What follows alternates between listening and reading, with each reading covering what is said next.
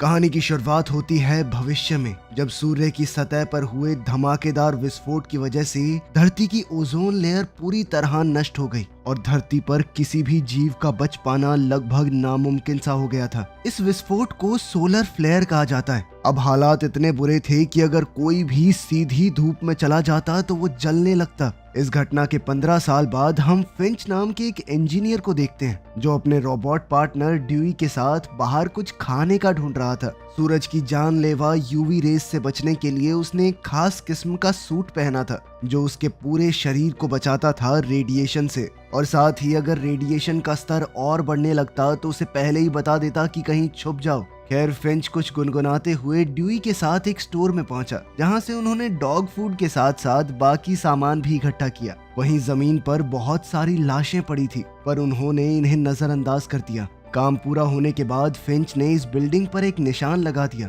ताकि अगली बार उसे याद रहे कि उसने इस बिल्डिंग को खाली कर दिया है। इसके बाद वो एक ट्रक में बैठ गया और नक्शे की मदद से एक सुनसान शहर में पहुंच गया जो चारों ओर से रेत से दबा हुआ था। वहां किसी इंसान का नामो निशान नहीं था, इसीलिए फिंच गाड़ी को टक्कर मारकर रास्ता साफ करते हुए आगे बढ़ रहा था। तभी अचानक फिंच के सूट ने उसे सावधान किया कि आगे बहुत बड़ा तूफान आ रहा है, तो फिंच ने तेजी से वहां से भागने की कोशिश की। इसी हड़बड़ी में वो कुछ गाड़ियों से टकराता हुआ ऐन वक्त पर इस शहर से भाग निकला। कुछ ही देर में वो अपनी अंडरग्राउंड लैब में पहुंच गया। असल में ये जगह पहले उसी स्पेस एनर्जी कंपनी की थी जिसमें वो काम करता था। खैर, तूफान अब भी बहुत तेजी से उसकी ओर बढ़ रहा था पर फिंच ड्यूई को खींचकर बिल्डिंग में पहुंच गया और इस तरह उसकी जान बाल बाल बची। आखिरकार सुरक्षित होने के बाद फिंच ने अपना सूट और ड्यूई को अच्छे से साफ किया। फिर जब वो खुद नहा रहा था तो जोर जोर से खांसने लगा। तब ये खुलासा होता है कि खतरनाक रेडिएशन की वजह से वो कुछ ही समय में मरने वाला है। खैर, सब कुछ अच्छे से साफ करने के बाद फिंच अपने छोटे से कमरे में पहुंचा। उसे देखते ही उसका कुत्ता गुडियर कूदता हुआ उसके पास आया और फिंच ने उसे खूब प्यार किया। फिर उसने अपने कुत्ते को खाना दिया जो वो लेकर आया था, पर फिंच ने खुद सिर्फ एक ड्रिंक पी क्योंकि उसके पास खाने को बहुत कम चीजें बची थी। बाद में वो फ्रिज में रखे पीच कैन की ओर तरसती हुई निगाहों से देखता रहा, लेकिन उसने जैसे तैसे खुद को रोका और इस कैन को एक खास मौके के लिए बचा लिया। इसके बाद फिंच अपने मेन प्रोजेक्ट के काम में जुट गया। असल में वो एक ह्यूमनॉइड रोबोट बना रहा था जो उसके मरने के बाद भी गुडियर का ख्याल रखे। फिंच के एक रोबोट ने लाइब्रेरी की सारी किताबें स्कैन कर दी जिससे उनकी सारी जानकारी एक डेटाबेस में सेव हो गई और अब फिंच इसी डेटाबेस को ह्यूमनॉइड रोबोट के दिमाग में डालने वाला था। खैर, बीच बीच में वो थोड़ा ब्रेक लेकर अपने कुत्ते के साथ बॉल कैचिंग खेलता। फिर शाम को फिंच रेडिएशन पर एक किताब पढ़ रहा था तो वो काफी मायूस हो गया क्योंकि उसे एहसास हुआ कि अब उसके पास ज्यादा समय नहीं बचा।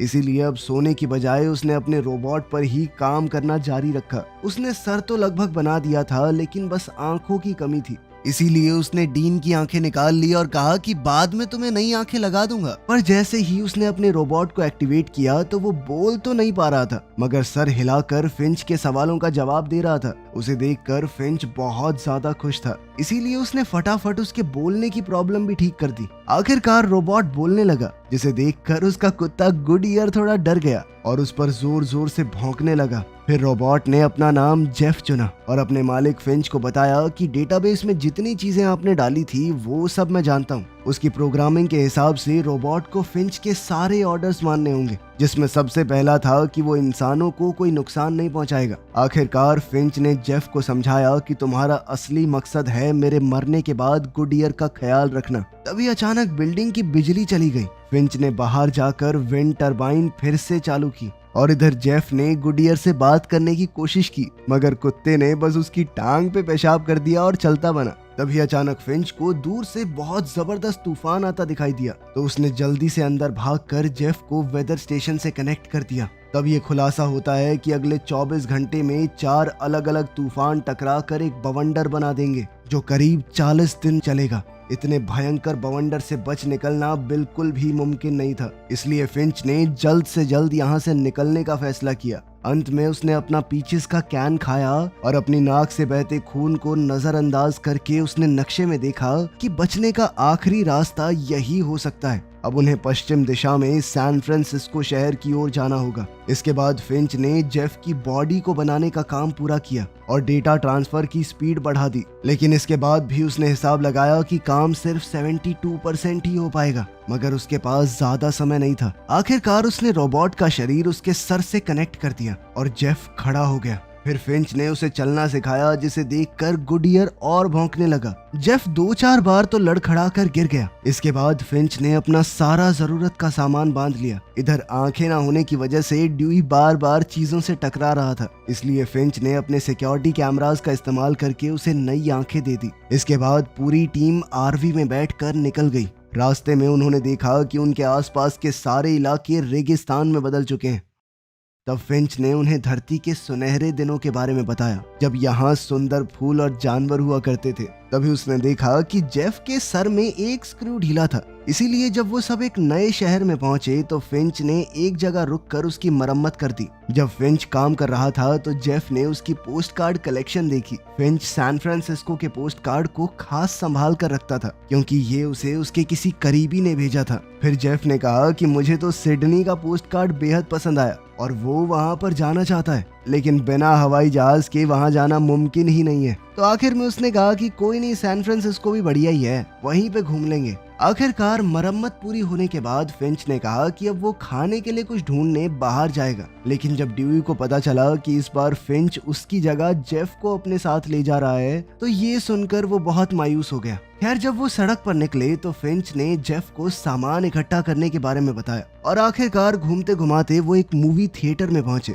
उसका दरवाजा एक मोटी जंजीर से बंधा हुआ था, मगर जेफ ने अपनी ताकत से बड़ी आसानी से इस दरवाजे को उखाड़ फेंका। फिर अंदर जाकर जेफ ने पहली बार शीशे में खुद को देखा तो वो बहुत खुश हुआ। उधर फिंच को एक पॉपकॉर्न का बैग मिल गया। उसने बाहर जाकर जेफ को दिखाया कि सूरज की किरणें इतनी तेज हैं कि सारे पॉपकॉर्न कुछ ही पलों में अपने आप भुन गए। लेकिन उसी समय उन्होंने देखा कि तूफान तेजी से उनकी ओर बढ़ रहा है। अब वो तुरंत आरवी में बैठ गए और शहर से भागे, मगर तूफान उन्हें अपनी चपेट में लेने ही वाला था। अब उनके पास आखिरी रास्ता यही था कि वो एक सुरक्षित ठिकाना ढूंढे। तब फिंच ने जेफ की मदद से आरवी को तारों से बांध दिया ताकि तूफान उसे उड़ा ना ले जाए। फिंच अपनी बीमारी से काफी कमजोर हो चुका था, इसीलिए वो जल्दी ही थक गया। तब जेफ ने उसे वापस आरवी में भेज दिया और खुद जोरों शोरों से मेहनत करके काम पूरा किया। अंदर फिंच ने गुडियर को एक कैबिनेट के अंदर भेजा और फिर सारी खिड़कियों को जल्दी से ढककर जेफ को आवाज लगाई। जैसे ही जेफ ने आखिरी तार बांधा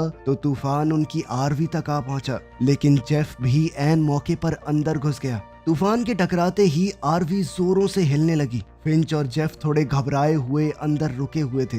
बाहर सभी तारें एक एक करके टूटने लगी और आखिरकार सिर्फ एक तार बची थी। काफी देर तक आरवी हिलती रही और आखिर में तूफान चला गया, जिसके बाद वो सभी आरवी से बाहर आ गए। फिंच ने देखा कि आखिर में वही तार बचा था जिसे जेफ ने पूरी जी जान से लगाया था। खैर, इस तूफान ने उनके एक टायर को भी खराब कर दिया था, तो जेफ ने अपने हाथों से आरवी को उठा लिया ताकि फिंच आराम से टायर बदल सके।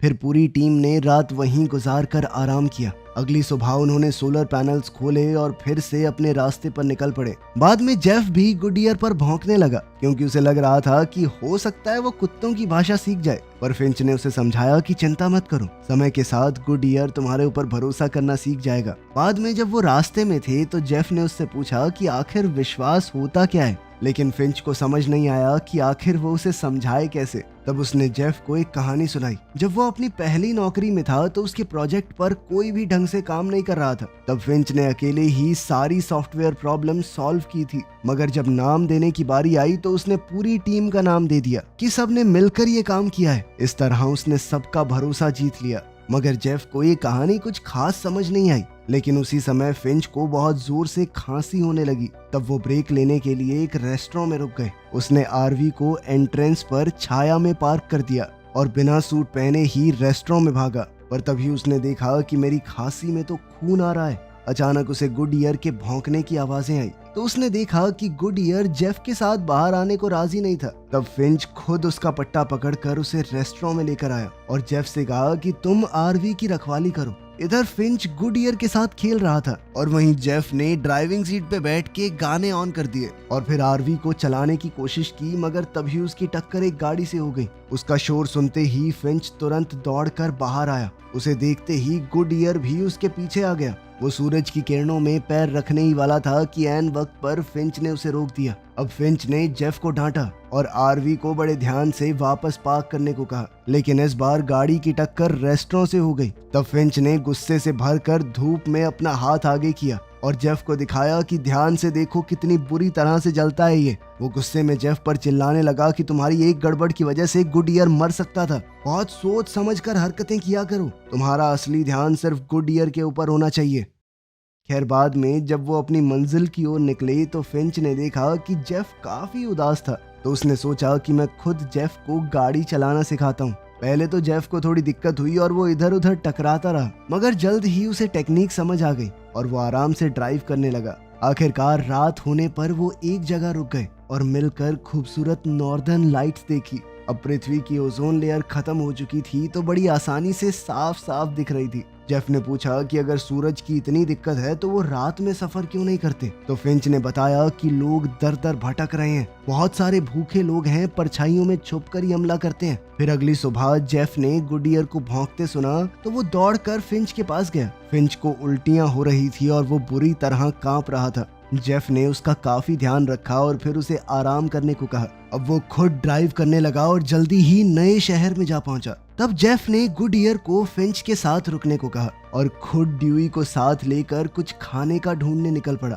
पहले वो एक हॉस्पिटल में घुसे, लेकिन वहां पर ज्यादा कुछ नहीं मिला। जेफ ने ड्यूई को दरवाजे पर रुकने को कहा और खुद सीढ़ियों से ऊपर चला गया, लेकिन उन दोनों ने ही ये नहीं देखा कि कोई अंधेरे से उन्हें देख रहा है। इधर जेफ को कुछ दवाइयां और एक जैकेट मिली जो उसने पहन ली। फिर उसे एक कैबिनेट मिला जिसमें जरूरत का काफी सामान था। वहीं नीचे ड्यूई को भी कुछ खाने को मिला, लेकिन जैसे ही वो उसकी तरफ बढ़ा तो एक जाल में फंसकर खत्म हो गया। उधर फिंच की आंख खुली तो उसने देखा कि उसके रोबोट वहां मौजूद नहीं थे। उसे एहसास हुआ कि वो मुसीबत में है, इसीलिए उसने कमजोरी की हालत में भी अपना सूट पहना और बाहर निकल पड़ा। कुछ ही पलों में वो ड्यूई तक पहुंच गया। उसकी ऐसी बुरी हालत फिंच से देखी नहीं गई, इसीलिए उसने ड्यूई का पावर बटन ऑफ कर दिया। उसी पल उसे किसी के आने की आवाज आई तो वो हमला करने के लिए तैयार हो गया, लेकिन वो कोई और नहीं बल्कि जेफ था। फिंच ने उसे खूब डांटा क्योंकि जेफ ने ध्यान नहीं दिया कि यहाँ पर जाल बिछाया गया है। अचानक उन्हें पास से शोर सुनाई दिया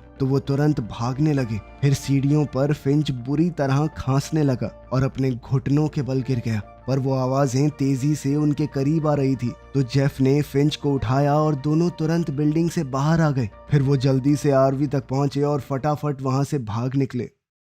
कुछ घंटों बाद जब रात हुई तो आखिरकार फिंच का ध्यान गया कि गाड़ी में कोई तो उनका पीछा कर रहा है। जेफ के पास नाइट विजन थी और वो अंधेरे में भी गाड़ी चला सकता था, इसीलिए उसने गाड़ी की सभी लाइटें बंद कर दी, मगर फिर भी वो गाड़ी उनके पीछे ही थी। फिर उन्होंने स्पीड बढ़ाने की कोशिश की, पर तभी फिंच की नजर सामने मौजूद अंडरपास पर पड़ी तो उसने ऐन वक्त पर स्टीयरिंग घुमाकर आरवी को सड़क से उतार दिया। जेफ ने फिंच को समझाया कि आरवी की हाइट अंडरपास से ज्यादा है, हम वहां फंस जाएंगे, मगर फिंच घबराहट में आरवी चलाता रहा ताकि वो उसे अंडरपास के नीचे छुपा सके। खैर जेफ की बात बिल्कुल सही निकली, मगर अब अंडरपास से टकराने की वजह से आरवी के छत पर लगे सोलर पैनल खराब हो गए। अब वो खराब हो ही गए थे तो जेफ ने पूरी ताकत से धक्का देकर